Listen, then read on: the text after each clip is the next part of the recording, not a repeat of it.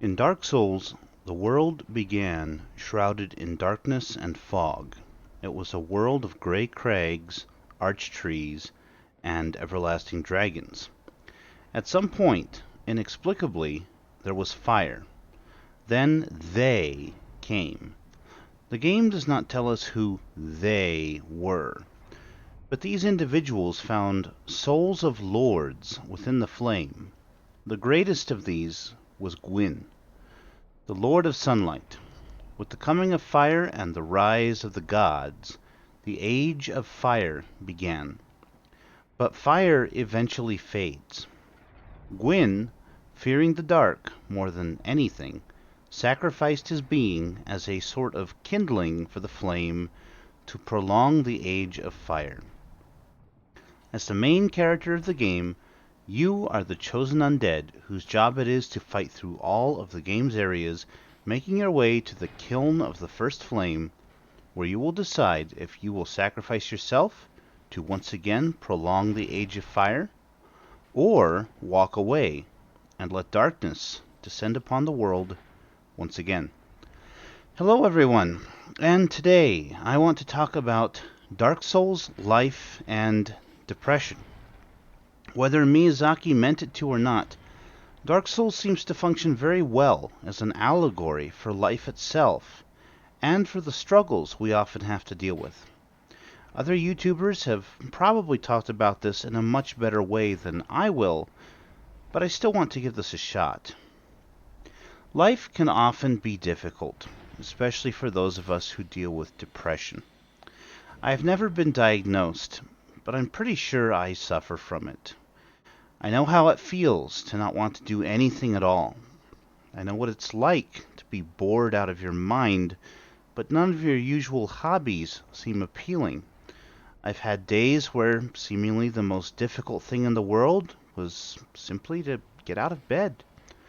There are times where cleaning my room or doing the simplest of tasks seem to be impossible challenges. I like to compare these everyday struggles to the main sections of the Souls games. Even normal enemies in Souls games can be difficult. Anyone who has had to fight their way through endless mobs just to try the boss one more time, only to die in seconds, can attest to that. Life is more than getting through the everyday humdrum, however. Sometimes in life we face enormous challenges. Perhaps the car breaks down and there is no means to fix it, or get another vehicle. Maybe we lose a job and we face the uncertainty of having no income while having financial obligations. Maybe it's the loss of a loved one. These big life events I like to compare to the boss battles of Dark Souls. The bosses of the Souls games are often immensely challenging. Time after time, we throw ourselves against them only to die each time, but we persevere. In the end, there is satisfaction and elation from overcoming those challenges. I've been working on this video for a long time now, in part because I didn't really know how to view the ending, but I'll take my best shot at it. At the end of Dark Souls, you have two choices. Choice number one, and the choice that most choose their first time through, is to sacrifice themselves to the flame to prolong the Age of Fire. Choice number two is to walk away and let darkness fall on the world once more.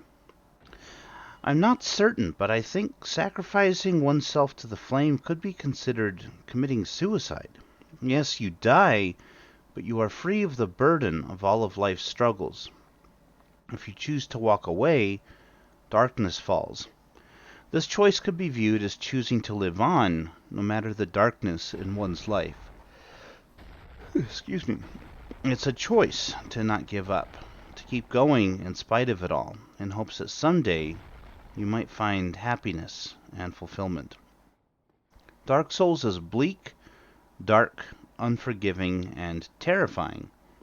Nevertheless, I often find comfort in this world when I'm feeling really down.